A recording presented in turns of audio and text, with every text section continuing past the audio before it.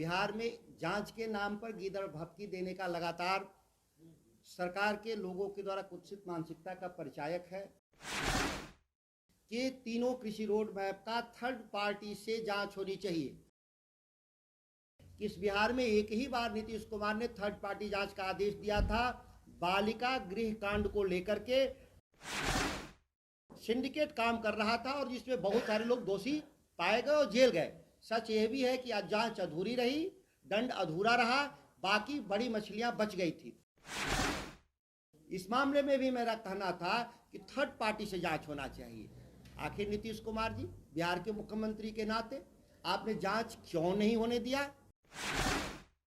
इसका गले में जो फंदा मुख्यमंत्री नीतीश कुमार तक जाएगा, क्योंकि उनकी महत्वाकांक्षी परियोजना है। उनके नेतृत्व में यह परियोजनाएं शुरू की गई थी।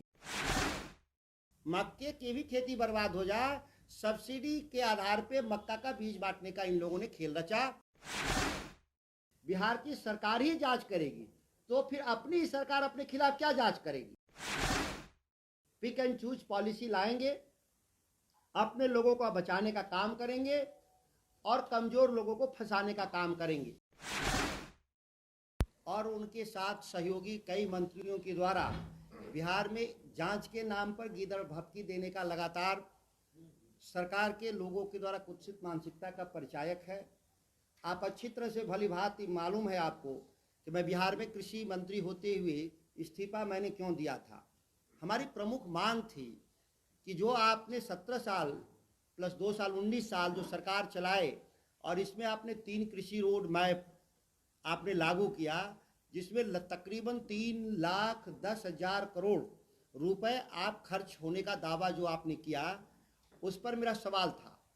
मैंने साफ शब्दों में पत्र के माध्यम से किसी भी मंत्री के अधिकार क्षेत्र का जो सबसे ताकतवर हथियार होता है वो पत्र होता है, जिसके माध्यम से मैंने आदेश दिया कि तीनों कृषि रोड मैप का थर्ड पार्टी से जांच होनी चाहिए, सरकार के द्वारा नहीं। सरकार का जांच सरकार स्वयं क्यों कैसे कर सकती? स्वाभाविक है कि उस जांच का कोई मतलब नहीं, थर्ड पार्टी। और याद करिए कि इस बिहार में एक ही बार नीतीश कुमार ने थर्ड पार्टी जांच का आदेश दिया था। बालिका गृह कांड को लेकर के टिस ने जांच किया और तब पूरे व्यापक पैमाने पर लोगों को पता चला कि किस तरह से बिहार में प्रशासन की लापरवाही से पूरा एक सिंडिकेट काम कर रहा था और जिसमें बहुत सारे लोग दोषी पाए गए और जेल गए। सच यह भी है कि आज जांच अधूरी रही, दंड अधूरा रहा, बाकी बड़ी मछलियां बच गई थी। उसी तरह से इस मामले में भी मेरा कहना था कि थर्ड पार्टी से जांच होना चाहिए। आखिर नीतीश कुमार जी बिहार के मुख्यमंत्री के नाते आपने जांच क्यों नहीं होने दिया? जाहिर है कि जांच जब भी होगा इसका गले में जो फंदा मुख्यमंत्री नीतीश कुमार तक जाएगा, क्योंकि उनकी महत्वाकांक्षी परियोजना है। उनके नेतृत्व में यह परियोजनाएं शुरू की गई थी। परिणाम क्या है सबके सामने? बिहार में पिछले 1 दशक में 3,10,000 करोड़ के निवेश के बाद भी उत्पादन घटा है। उत्पादन घटा है। बेंचमार्क मैंने विस्तृत रूप से इस नोट में लिखा भी है कि किस वर्ष किस फसल का उत्पादन आपका घटा है। अगर हम टोटलिटी में देखें, इसेंशियल कमोडिटी जो हमारे जिसके क्रॉप कटिंग के आधार पर डेटा बनता है, बाकी फसलों में जैसे सब्जी हो, फल हो, दूध हो, इसमें कोई क्रॉप कटिंग का डेटा कलेक्शन नहीं होता, एक हाइपोथेटिक डेटा होता है। लेकिन जिसमें क्रॉप कटिंग के जरिए डेटा है उसमें 1 लाख टन का उत्पादन घटा है। सवाल पैदा होता है कि 3,10,000 करोड़ रुपए गए कहाँ? इसकी जांच होनी चाहिए। और जब जांच होगा तो पता चलेगा कि कृषि विभाग के भीतर किस तरीके से सब्सिडी की लूट हुई है। जो सीड दिए गए वो नकली सीड दिए गए। फर्टिलाइजर केवल हम देश के जो एवरेज है कंजम्पशन पर हेक्टेयर उतना नहीं, हम पंजाब के ऊपर जाके कंजम्पशन कर रहे हैं फर्टिलाइजर। और हम धान का उत्पादन, गेहूं का उत्पादन क्या कर रहे हैं? प्रति हेक्टेयर प्रोडक्टिविटी देखा जाए तो पंजाब के मुकाबले आधी हमारी रह गई। इस वर्ष भी पहली बार मक्का का बीज बांटने का एक षड्यंत्र रचा गया विभाग के द्वारा, अधिकारियों के द्वारा। अभी तक बिहार में सबसे ज्यादा प्रदर्शन अच्छा था मक्के का उत्पादन का, जिसमें सरकार का योगदान शून्य था। लेकिन उस खेती को भी बर्बाद करने के लिए, मक्के की भी खेती बर्बाद हो जाए, सब्सिडी के आधार पे मक्का का बीज बांटने का इन लोगों ने खेल रचा। और बिहार में सर्टिफाइड सीड की जगह ट्रूथफुल रियल सीड बांटने का काम किया जा रहा है, जो कानून के खिलाफ है। लेकिन वही मैं कह रहा हूं कि अगर ये विभाग के ही लोग जांच करेंगे, बिहार की सरकार ही जांच करेगी, तो फिर अपनी सरकार अपने खिलाफ क्या जांच करेगी? पिक एंड चूज पॉलिसी लाएंगे, अपने लोगों को बचाने का काम करेंगे और कमजोर लोगों को फंसाने का काम करेंगे। बालिका गृह कांड के बड़े अभियुक्त बच गए। सृजन कांड में जो शामिल लोग थे, जो 3000 करोड़ रुपए का हेरा फेरी कहीं है चर्चा आज बिहार में, उसमें छोटे मोटे क्लर्क लेवल के लोगों का गिरफ्तारी हुई। सभी बड़े अधिकारी और सभी बड़े नेता बच गए। तो मैं मांग करता हूं कि आप इस मामले को, थर्ड पार्टी का मतलब समझ रहे हैं, राज्य के बाहर होता है, और थर्ड पार्टी का मतलब होता है सीबीआई भी होता है। फिर भी हम ये नहीं कह रहे कि सीबीआई ही, जिससे जरूरत है जांच कराने का काम करे, तभी जाकर के नीतीश कुमार जी पता चलेगा कि आपने बिहार को किस तरह से मिस रूल्ड किया है और अब लगातार मिस लीड कर रहे हैं राज्य को। जो 3,10,000 करोड़ का ये दावा करते हैं, उस 3,10,000 करोड़ में कृषि क्षेत्र में केवल, ध्यान दीजिए, कृषि रोड मैप है, और कृषि क्षेत्र में या कृषि क्षेत्र से संबंधित क्षेत्र, वो गन्ना हो, सहकारिता हो, या पशु एवं मत्स्य पालन हो, या इस तरह के डिपार्टमेंट जो कृषि से संबंधित विभाग हैं, उसमें मात्र बजट का 28%, 3,10,000 करोड़ में मुश्किल से 1,00,000 करोड़ का निवेश कृषि क्षेत्र में है। 2,10,000 करोड़ रुपए दूसरे फील्ड में जो आप निवेश कर रहे हैं, वह भी कृषि पर, किसानों पर लादने का काम कर रहे हैं, किसानों के साथ झांसा देने का काम कर रहे हैं बिहार का। बिहार के किसानों की असल मांग क्या थी? कि हमारा आमदनी लगातार घटता जा रहा है। ये साबित कैसे होगा?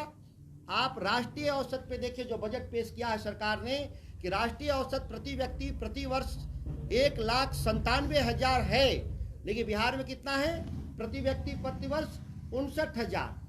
मतलब हमसे 3.5-4 गुना ज्यादा राष्ट्रीय औसत आमदनी है। तो कृषि क्षेत्र में जब हमारी आमदनी लगातार घटेगा तो प्रति व्यक्ति आय घटेगी। इसके लिए मंडी कानून की जरूरत थी। मंडी कानून को आज देश के किसान मंडी कानून लागू करने के लिए और एमएसपी को लागू करने के लिए पंजाब हरियाणा के किसान बॉर्डर पे धरना दे रहे हैं। भारत सरकार वार्ता कर रही है कि हम आपकी बात सुनने को तैयार हैं, लेकिन बिहार में की सरकार आज तक मंडी कानून 2006 से समाप्त है, उसको आज तक लागू करने का ये लोग प्रयास नहीं किया, ना ही इनके कान पे कोई जू रेंगा। मैं इस पत्र को मंत्री के रूप में पीठ पत्र के माध्यम से लिखा था कि जो मंडी कानून आपने निरस्त किया है, उसके पुनर्बहाल के लिए कानून आप लाएं, लेकिन आज तक उस पर क्या कार्रवाई हुई? बिहार की जनता अच्छी तरह से भली भांति से परिचित है। यहाँ तक कि मैंने विधानसभा के भीतर भी मैं निजी विधेयक भी लाया था और 2 बार मैंने प्रेस कॉन्फ्रेंस भी किया। आज तक बिहार विधानसभा में निजी विधेयक कृषि बिल के तौर पे पेश करने की अनुमति नहीं दी गई। हद स्थिति ये है कि निजी विधेयक पेश करने का मौलिक अधिकार विधानसभा के सदस्यों को है। कृषि पर आपत्ति था, लेकिन अन्य मुद्दों पर भी निजी विधेयक पेश करने का लगातार सरकार के द्वारा विरोध होने से विधानसभा के भीतर निजी विधेयक पेश नहीं हो रहे हैं। यह चिंता का विषय है कि पिछले करीब 40 सालों से निजी विधेयक नहीं आ पा रहा है, जिसमें सबसे ज्यादा अपने को लोकतांत्रिक कहने वाले बिहार के मुख्यमंत्री नीतीश कुमार के राज 19 साल में एक भी निजी विधेयक नहीं आ पाया। ये सवाल सबके सामने है। बजट को लेकर के मुझे ज्यादा इसलिए नहीं कहना है कि आप लगातार देख रहे हैं कि पिछले 4 सालों से राजस्व घाटा बढ़ा है।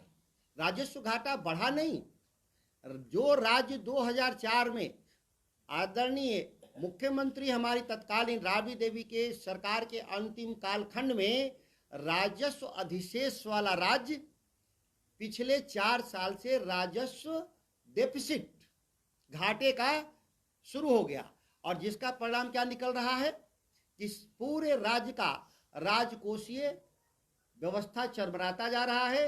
जीडीपी का 3.5% से ज्यादा हमारा घाटा नहीं होना चाहिए। हमारा पिछली बार 6% था, इस बार अनुमानित इन लोग कहे हैं कि 9% रहेगा।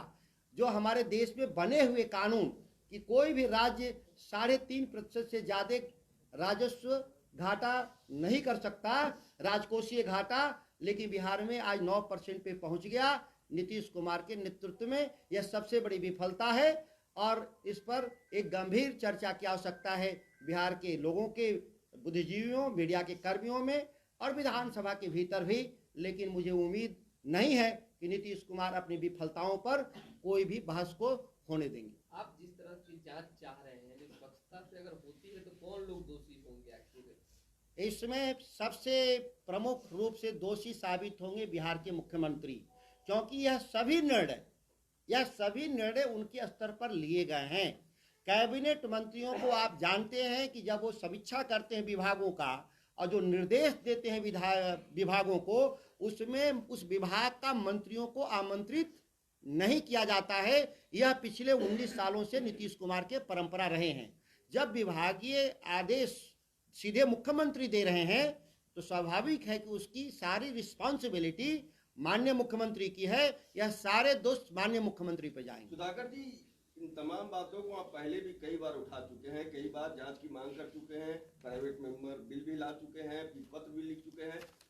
आपने कहा था कि आपकी मांगे नहीं मानी जाएगी तो आप गांधी मैदान में बड़ा आंदोलन इसके लिए करेंगे। आगे की क्या रणनीति है? हमने पिछले 1 साल में विभिन्न जिलाओं का दौरा कर करके करीब 2 दर्जन हम किसानों की सभा किए हैं। हम लोगों की बातचीत, बिहार के किसानों की सहमति बन रही है कि हम पटना के तरफ जाएंगे अपनी मांग को लेकर के।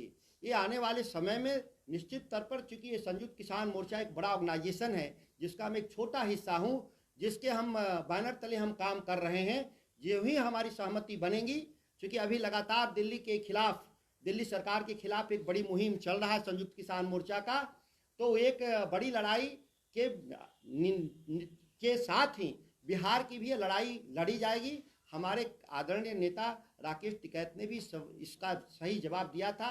आप लगभग अभी 2 दर्जन सभा किए हैं, अभी 2 दर्जन सभा और हम लोग बिहार में करेंगे और बिहार में किसानों को एकजुट कर करके हम लोग पटना आएंगे। ऐसे ही खबरों के लिए जुड़े रहे बिहार टॉक से। यूट्यूब पर लाइक और सब्सक्राइब करें, बेल आइकन जरूर दबाएं। फेसबुक, ट्विटर और इंस्टा